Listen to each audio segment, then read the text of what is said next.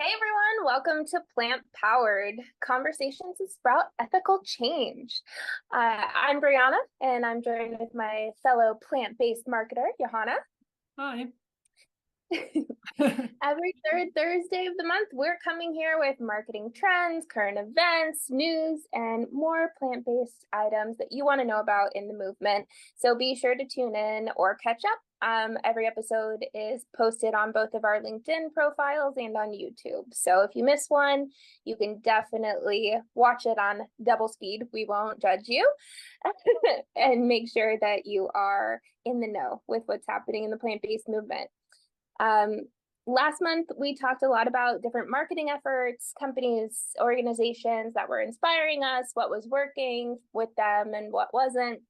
And in that conversation, we briefly mentioned Impossible Foods and their new summer marketing campaign because it launched right around that episode. I don't remember the exact date. But we said that we wanted to do a deep dive into Impossible today. And that is exactly what we're going to do. We'll be showing the Impossible videos live here in real time, giving you our thoughts on what they're doing well, what we might have done differently, and kind of analyze how this could go in the market because it is kind of new. So we're going to see and kind of go into our crystal ball and make some predictions. We'll see how that goes. But I also think that right now, at least in the North America region, so Johanna, please weigh in.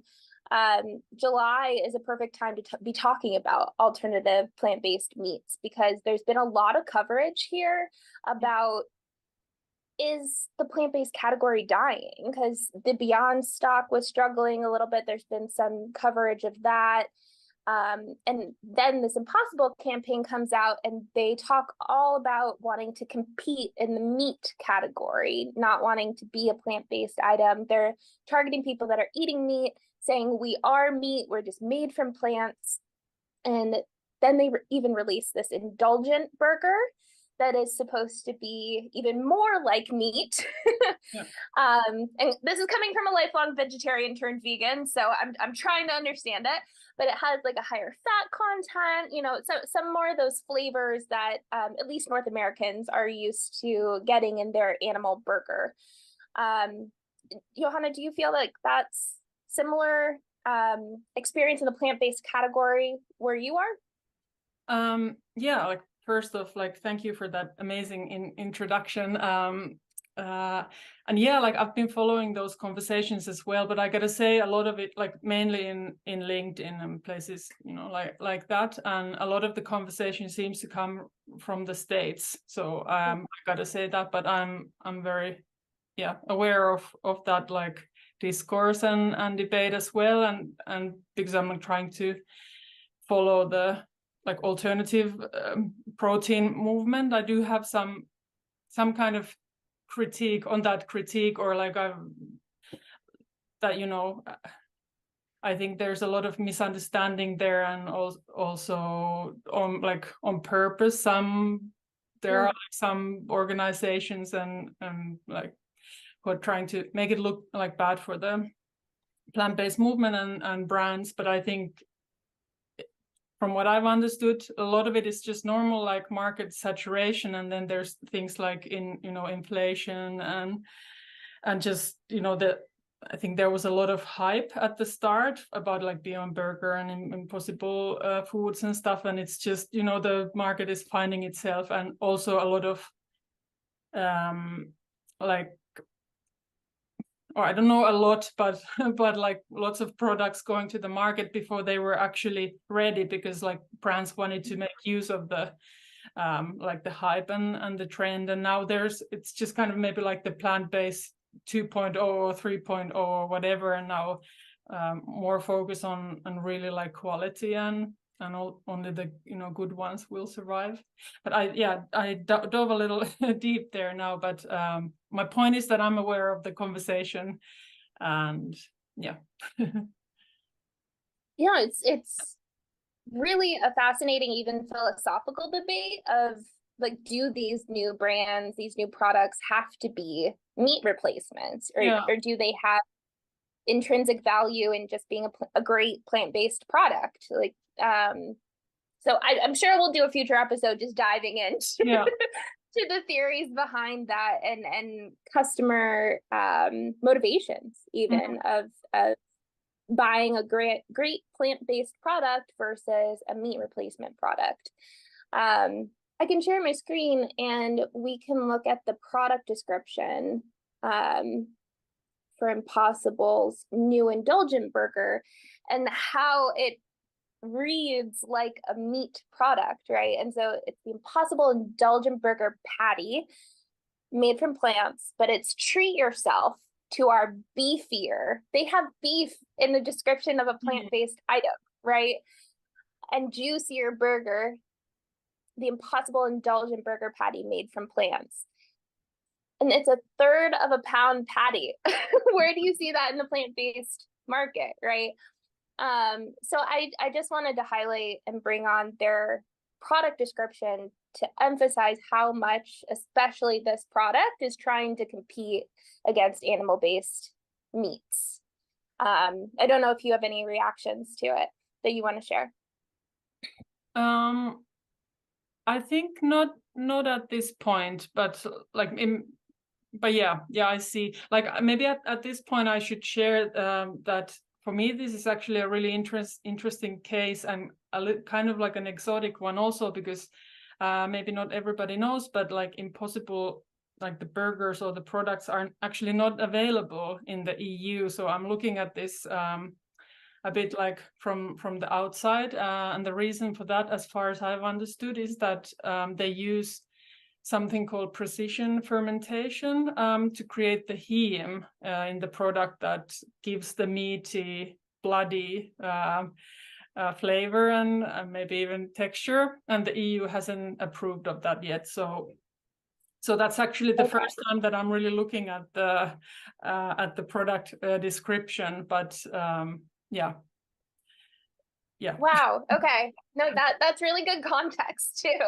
That this is kind of a North American experience that we're seeing this new product try to compete with meat products. Yeah. And I know you and I have talked about it before of like different countries and cultures in the plant-based movement and how they are either innovating or creating products in these categories. Do you want to talk about that? Yeah, I just wanted to mention one example. Like a couple of weeks ago, I attended this online pitch event, like food tech startups from around the world. It was organized by ProVeg International, this organization that I follow and admire a lot. And at the end, all like viewers could vote for their favorite, and who actually happened to win was this Mexican brand called, have to check, Propel Foods, and they were producing plant-based tacos, and their kind of reasoning behind was that like to draw in like broad strokes that like Mexicans don't want burgers, like, but what they found out when doing market research is that people like living in Mexico, Mexicans do eat like tacos several times a week, and that's why they wanted to focus there, because if they want to create a more ethical, sustainable food system there, it's like you need to serve people what they want. And I thought that was just like really, really cool and interesting, and something that I hope we can also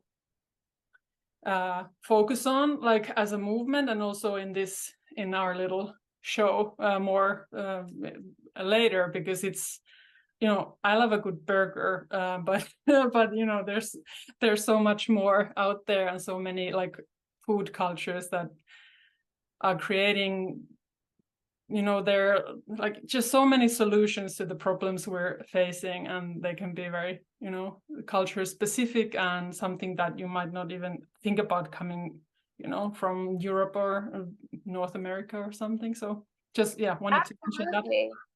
Oh, I'm so glad you did, because I know in past episodes we've talked about what gets attention, what gets funding, you know, and there's a lot of conversation about the cultures like you're talking about, especially in a country like America that has so many different cultures, but has a predominantly leading one that would focus on burgers first, right? That would be the default. And so there have been conversations about why aren't business owners, creators, innovators of color or in diverse communities getting the same attention, getting the same funding. So it's definitely one that we want to cover on a future episode, because I think especially with our different cultural country perspectives, there would be a lot that we could cover and comment on. Yeah. So let that be a teaser for a future episode. Yeah. Or should we dive into the ads? Yeah, absolutely. Because with all that said about America loving their burger, I don't think honestly that we need to compete with meat. And maybe that is the lifelong vegetarian turned vegan in me saying that we don't need to compete with meat. But I really would like to see plant-based products stand on their own. So I'm a little in opposition to these new ads from Impossible. And I know one thing that we wanted to say at the top before we showed the ads and before we gave our commentary was we are both vegan. And so we're probably not the target market for these ads. Everything in the press release from Impossible and the articles that have come out since talks about how they want to bring into the fold people that are in that omnivorous and flexitarian category that are friendly to alternatives, might eat vegetables already, aren't 100% carnivorous, but are a little skeptical about plant-based meats. So they are trying to bring more people into the conversation where you and I are already in the conversation. So I know we just wanted to give that disclaimer that we aren't the target market, but we are trying to consider how this is going to land with their target market. And I think as marketers, we can like definitely pinpoint some things. I'm not sure like Impossible Burger will watch this. I hope they will, but like I think we can point some things to, you know, consider in your marketing, like whoever is watching this, but at least I hope so. Big dreams for our little LinkedIn series. I love it. Okay, so hopefully these will play. Bear with us for technical difficulties, but I preloaded them, fingers crossed.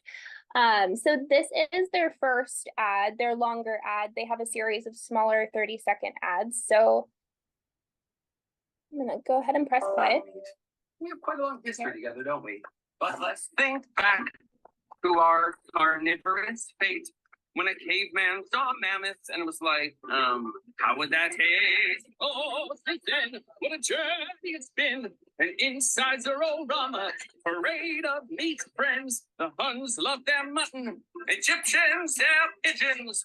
Even the Aztecs had deer in their kitchens. And now, as luck would have it, there's a brand new meat to the cat from a delicious new animal called the What? That's so weird. I'm offended. Now hold up, friends. This meat can do all the things that meat can do too. It can sizzle and bleed. Impossible. Yes, I know. It can be hard to believe. This plant meat, when you eat it, it's the meatiest meat you ever meated. Though if you're someone who likes meat with a face, I assure you that can be arranged. So let's welcome this new meat, whose biggest difference is Impossible is much better for the planet. It also has 0 milligrams of cholesterol and is packed with protein. If you can't taste the difference, then hold up your buns. All the other meats agree this new meat's more fun. That's right. The new meat on the scene. Just stack it on your modern day grill. You'll be making me history.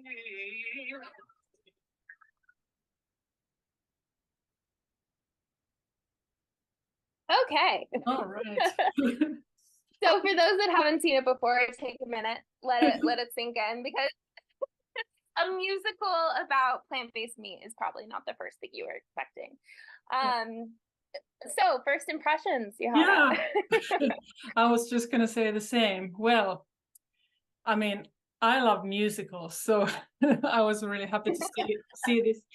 But I guess one of the first impressions was, okay, like it's pretty unusual and evokes emotions, probably like different kinds of emotions in different people.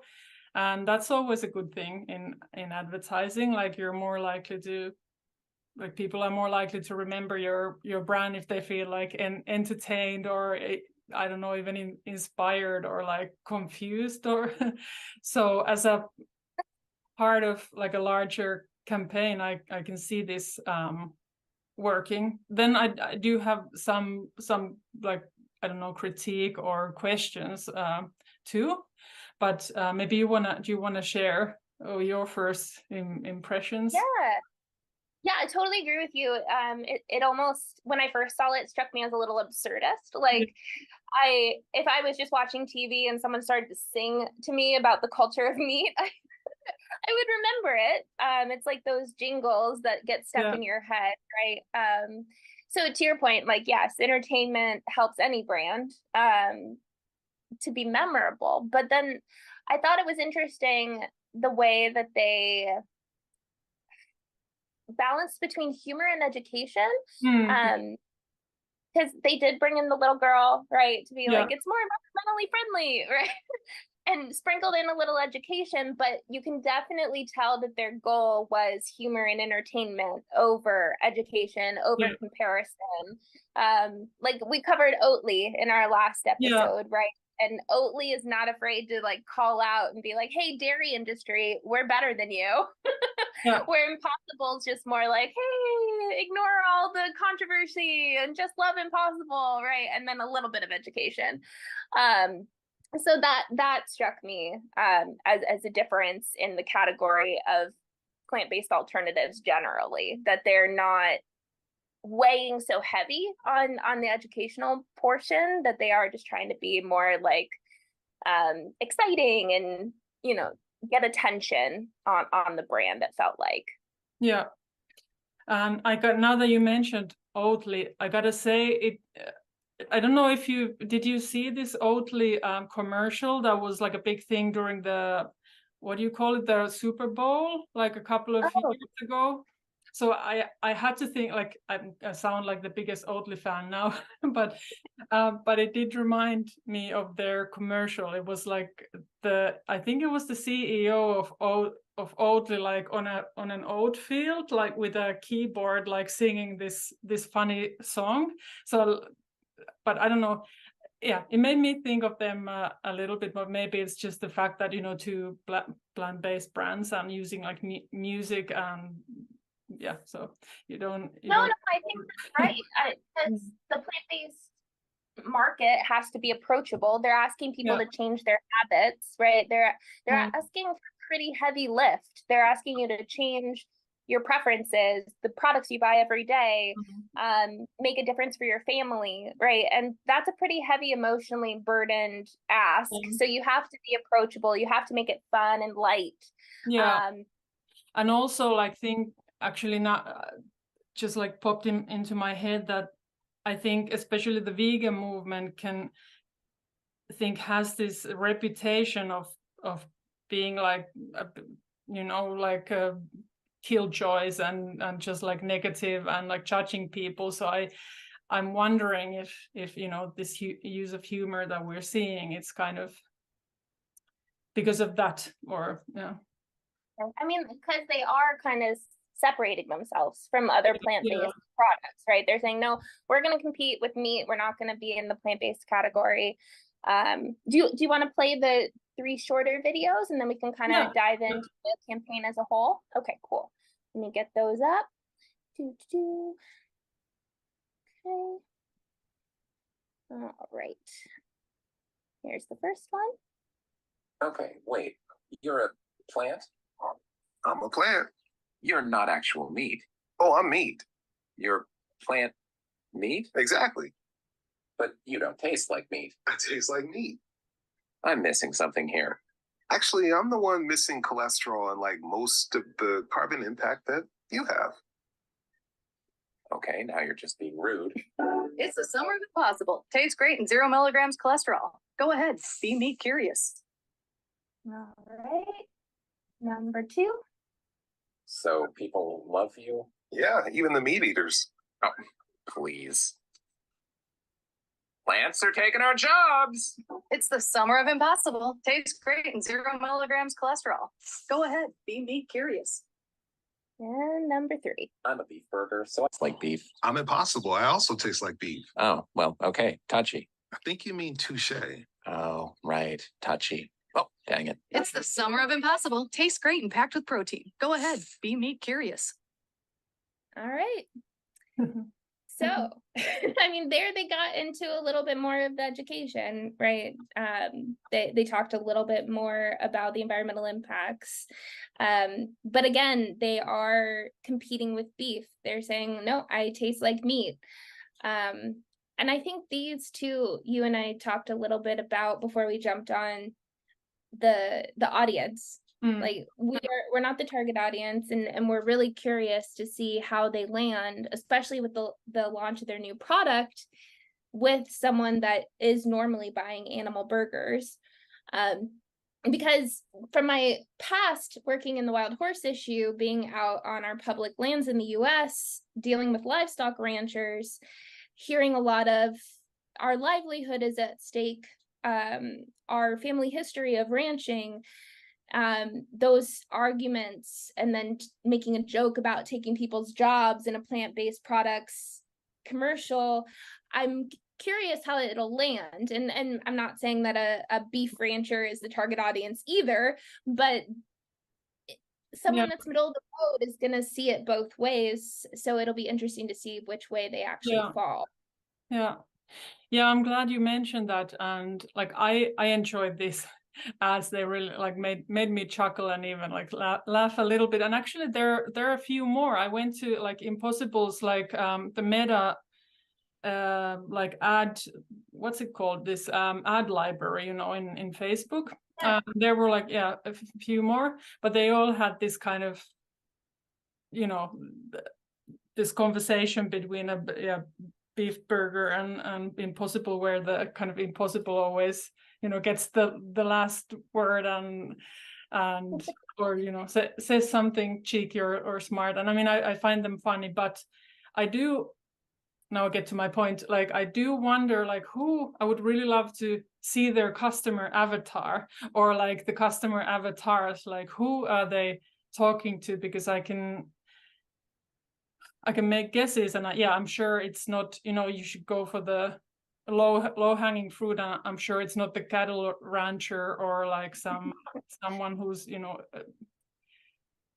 or that's my guess. But who, like, because they said, like, Impossible Food said in their like messaging, like some articles I saw, that they want to introduce new people to the plant-based category. So and that's not one type of person either. So I think it's a really interesting point, and I assume that market research, but I would be really curious to hear from someone who's not us, like who how land And I think too, it is a kind of an everyman approach, right? This appeal to the masses. And I think they're perhaps taking it from the angle of compassion fatigue, almost. Like, they know Gen Z cares about the environment. Everyone does. They know that, pessimistically, they've seen it. Everyone's seen it with other products that have failed when they try to say, like, this is how we change the world, like, this is how we stop climate change. Because climate change alone has been proven time and time again, unfortunately, to not be enough motivation. Even concern about animal cruelty or human health, especially in the US, has not been enough motivation to make people make the swap. Not nonprofits that I work with specifically are taking a similar tactic to Impossible, honestly, in trying to meet people where they are. Maybe they're not leading with as much humor, but they're trying to lead with as much, if not more, compassion, of saying, like, I understand that this is a part of your culture, this is a part of your identity. It's not the healthiest thing for you, and so let's talk about that. Like, and I think that's where there's a split sometimes in the movement as a whole, between abolitionist vegans and these more middle of the road, like, let's have a conversation about this vegans. And so I overall, at the 3,000-foot view, I like the everyman approach to these ads and the campaign as a whole. The vegan in me and the lawyer in me wants them to go further, and you know, the environmentalist is like, we really need to hit home of why this is an important swap, because animal agriculture is not sustainable, and I don't think they go far enough. But that's where it comes down to, I'm not the target market. That advocate in me, the advocate in you, is not who they're speaking to. They're speaking to someone who doesn't think climate change will be changed by one burger, you know, and so they can't lead with that because the person they're speaking to isn't thinking like we do. And like really good points. And I'm gonna be following Impossible Foods from now on, like with much more detail. And because from what I understood, like the background research I did, I think they hired a new like creative person like at the start of the year, and this is like a whole new kind of or new marketing efforts that they're making. So it's gonna be interesting to see if they're gonna like dive deeper into these topics that you mentioned, for example, as they in the upcoming months or years, or what kinds of campaigns come from there. But it seems like this is a whole new approach to them. Yes, totally agree. It'll be really interesting to see how this campaign in particular goes through the summer, you know, with the new product launch. But then overall I want to see how they do, and I'm patiently waiting for them to go public so we can also watch their financials. But I see we're getting towards the top of the hour, and I just want to make sure that I ask you how you felt about the CTAs, because and for non-marketers watching, the calls to action in these ads. When we watch them, I know you and I talked about like being a little confused about what they were trying to get someone to do with the ad. If I just watched them on TV, I wouldn't be inspired to go get an Impossible Burger. And so could they have been clearer? What do you think? I think it's a bit general, like you mentioned. At least in some of them it was go ahead, be meat curious. So they could have gone a different way, like to ask the viewer to go and like try this specific burger, which might be more powerful, because confusion is the biggest conversion killer, as we've learned. But I wanted to mention that I like this be meat curious. I couldn't help notice that they're like riding this kind of sober curious trend, or even maybe bi curious. Like, I don't know if it's at least here in Europe, this like, so I don't know, the sober curious like seems to be a thing, or has been a thing like the past 1 or 2 years. So at least I saw it like through that lens. So that's really interesting. I think here for me, it landed a little more like speaking to the adventurous eater, which again, I don't know if that's their customer avatar or not, because I think someone that's an omnivore isn't necessarily a curious eater, and especially in America where we love our fats and our sugars, like we have our staples, we have our comfort foods, and vast majority of the population I wouldn't call adventurous eaters, back to your point of like different cultures and the attention that those alternative products are getting. So I agree, it could have been, and especially with the launch of this product, maybe we'll see them get more specific, like go try the indulgent burger, but or like focus more on the like benefits that, or like, or just different CTAs in different, like at least like in Facebook there were like so many of these videos and multiple times. So maybe they're trying different ones to see which one works. But Yeah. More to watch and see what happens. I love it. Yeah.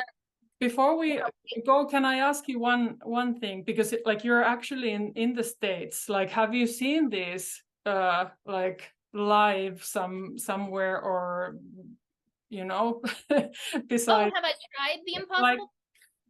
no, I mean, like, if have you come across the ads yourself, like in your everyday life? Like, I'm curious. No. No, I haven't. And I wonder where they're being placed. Like, I know that you looked in the Meta ads library and found some of them, but I also wonder, with all the streaming that people are doing these days, if they're on streaming services instead of cable television. But yeah, no, I haven't come across them other than LinkedIn, like you did. Being shared in already plant-based friendly circles. I'll have to do some more digging. But we really dove in and got carried away a little, but I loved it. Thank you for such a great conversation, and I hope everyone watching enjoyed it too. Before we sign off, I do want to ask that if anyone is going to be at the Animal and Vegan Advocacy Summit in LA at the end of this month, July, please let me know. I will be there. I will be tabling with my client, who I work full-time for as the marketing manager, the Better Food Foundation.